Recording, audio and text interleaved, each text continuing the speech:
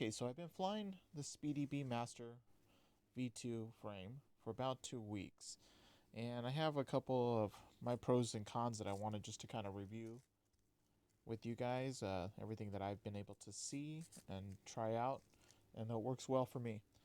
So first things, let me go over some of the cons that I have. Now, some of these are personal preference and just kind of my observations versus other drones that I fly. So the first difference I've had versus other drones is this XT60 power cable. Now on this one, on this frame, it's actually mounted and the ESC is reversed, and so you have to flip and change the motor directions in Betaflight.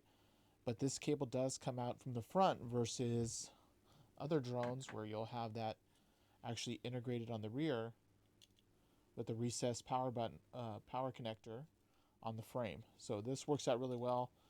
My other drones have that. So there's one. This Cinelog 35 also has that from GetRC. Now it is different on the SpeedyBee.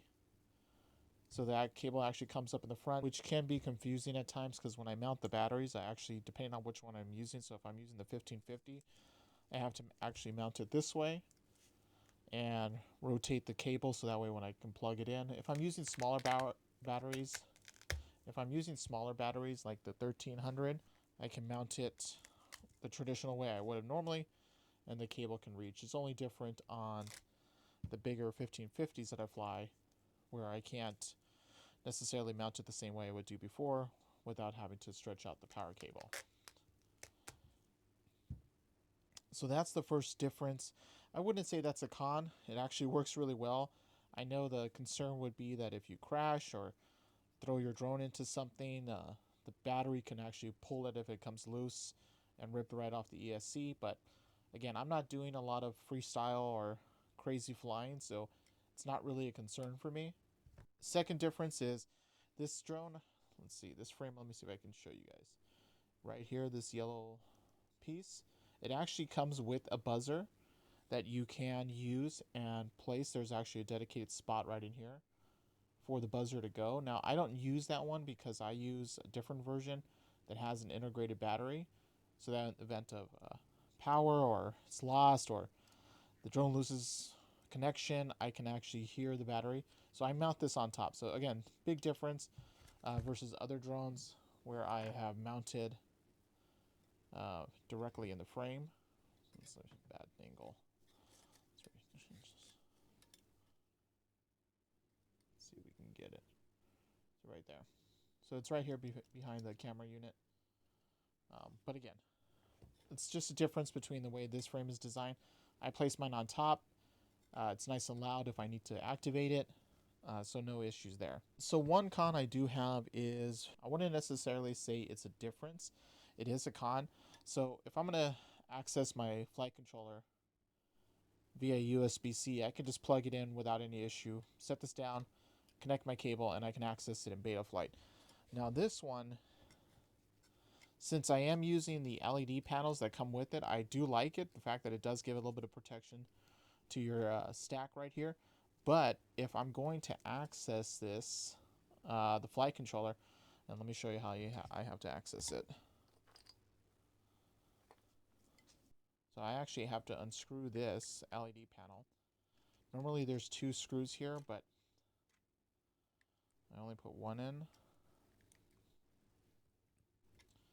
Now with that panel open, I can start to access the USB-C port so I can plug in and connect to Betaflight. Now this could just be the way I set it up. I did put the battery or the motor cable covers right here on the frame. That does prevent this LED panel from opening up the whole way. My USB-C cable that I'm using, it can plug in this without an issue, but if you're using one with a longer protective head or has, let me just show you. So like this one, it could be harder to access it because it is going to butt against the frame. Right there. So this is definitely a con. I might have set this up wrong. If I didn't use these motor cable protectors, I would be able to open it up. You can actually see right there. Right there. That's where it's butting. I would be able to open this up without any issue. But again, it's definitely something that's to get used to. The way you can avoid this is just don't use the motor, or I'm sorry, don't use the LED covers on both sides. And then you could be able to access your flight controller without any issue. And last, I think my only other con is it is just because I am using the Gemini dual band Express LRS receiver, but the new antennas do not fit in the dedicated area on this frame because they have the 915 and the 2.4 on a single antenna. They cannot fit through these where these holes will be designed for them. So I did zip tie them and put them there. It just sits a little bit lower than what I would normally have had them. Same thing with up front. I had to mount the antenna right here, so that way it avoids getting caught in these motors. That's something I don't want to have to deal with. Okay, so things that definitely like with this frame, first off is the way that this DJI-03 antenna is mounted. I really like it. It has an O-ring type. It's 3D printed, but once you put this connector on, it actually holds it in very stable. Even if you push on it or try to pull on it, it does hold it in there very snugly, which I like versus other drones that there is some level of play with it. Here's the GEP-RC, so it does have some play with the antenna. Same thing with the Johnny FPV. It does have an O-ring that kind of holds it in place, but there is some play with it. So I do like the fact that this has no play with the antenna and does hold it in nice and snug. Another good pro for me is, I don't know if you guys saw my last video or my crash video when I took out my Mark V GEP-RC drone. When it crashed, it hit into the ground, dirt, damaged the camera in the front. This one, and I'll show you in the video too, I'll put it up here. With this DJI-03 unit, the way it's mounted, it does give you extra protection, so you can actually see it's not flush with the frame. It actually sits a little further back, which gives it some protection. The only downside to that, though, is these sides are visible in the video from the DJI-03 Air unit, but I'm not using that to record video. I put on my GoPro 13, and that's how I'm getting the video. So that's definitely something to keep in mind if you're not using a GoPro or any external camera mounted, that you are going to be able to see these protection side of the frame in your DJI-03 unit. But it is set to wide, so if you were to change the setting on the camera angle, you possibly could remove this completely. But again, it's not a big deal for me because I'm not using it to record, but it is visible in the video. Another pro for me is that there is a lot of room to mount. You got your DJI-03 Air unit here. You can put your Express LRS receiver back here. I got my GPS connected as well, and of course the antennas and for the video and for the receiver. So plenty of space. Another good pro for me is if you use the DJI-03 Air unit, you know that thing gets really hot when you have it on. If it's in standby, it's not flying. This does have a dedicated heatsink that mounts directly to the DJI-03 unit and attaches right here to the frame. And after flight, I have touched this and you can feel it pulling the heat off.